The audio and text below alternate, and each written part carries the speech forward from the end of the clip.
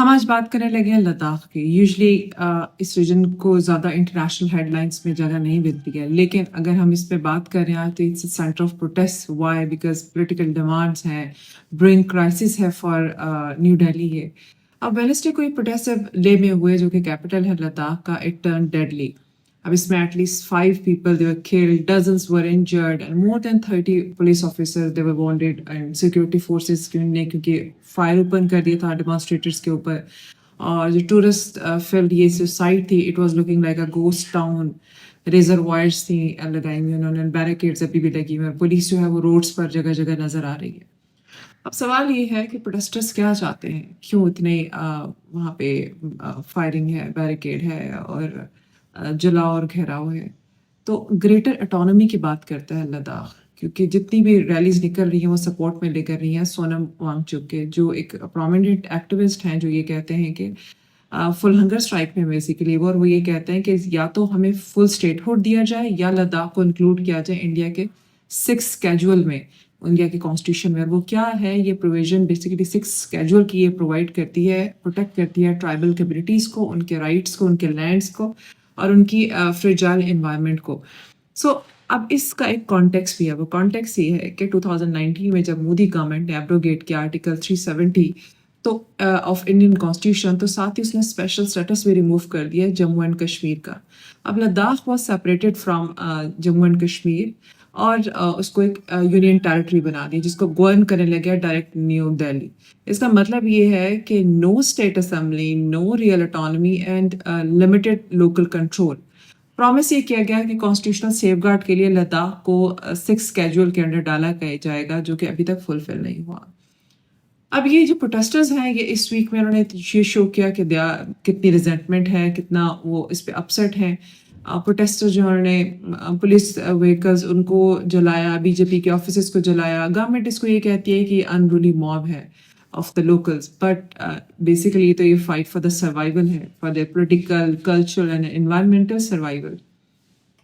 اگر ہم اس کو اور ڈیٹیل میں دیکھتے ہیں تو ہم یہ انڈرسٹینڈ کرتے ہیں کہ 300,000 لوگ رہتے ہیں لداخ میں، جس میں half of the population Muslim and around 40% Buddhist. So they are peaceful people basically.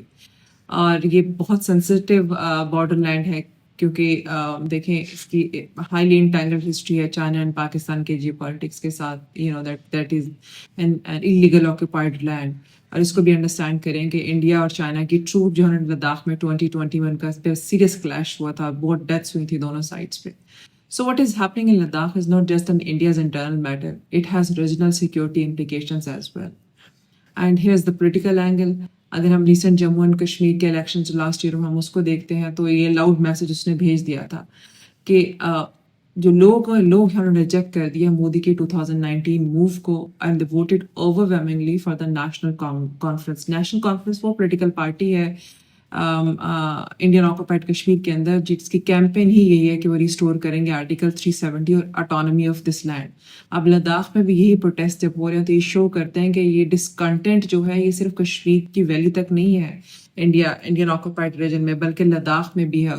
لوگ جو ہیں وہ یوزلی جو لداخ تھا دے ور ہیپی کہ وہ ہم جموں اینڈ کشمیر سے سیپریٹ ہو گئے، لیکن ابھی وہ بھی پروٹیسٹ کر رہے ہیں.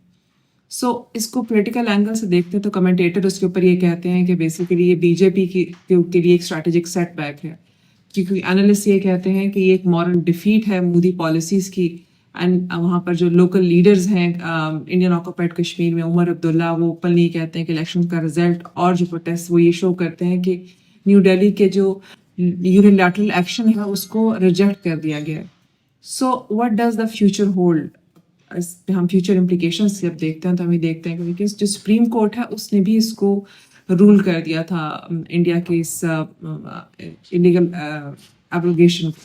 سو اب یہاں پہ ہمیں چیزیں تو یہ نظر آتی ہیں کہ دیکھیں لوگوں کی فرسٹریشن ہے، انڈینائبل ہے یہ.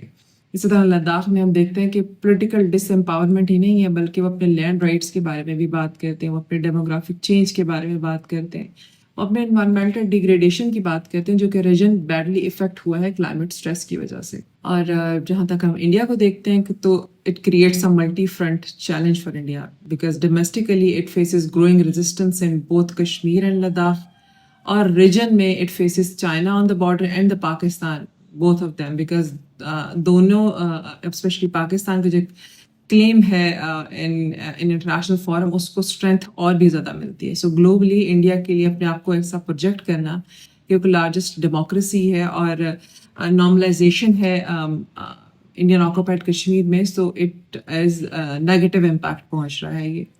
सो अगर हम बिगर पिक्चर इज के पास्ट में लद्दाख जो था, it was promised to be protected under after 2019 but it never came, and now we see the deadly protest और डीप फ्रस्ट्रेशन है.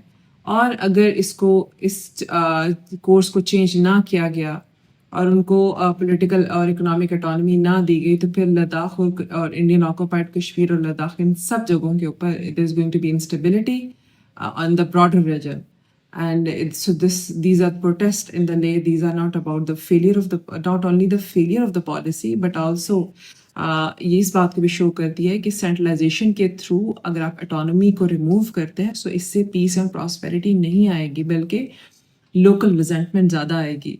सो हम जो आज इसको ऑब्जर्व कर रहे हैं, जिसको हम देख रहे हैं, जिस चेंज को, so the people they are trying to convey there message, through their voices, through their votes, and unfortunately through their life. I really want to know your opinion about it. Please comment section में comment करें, like this video and subscribe the channel. This is Dr. Gul Aisha Bhatti, and in another video we are going to discuss another international matter. Thank you.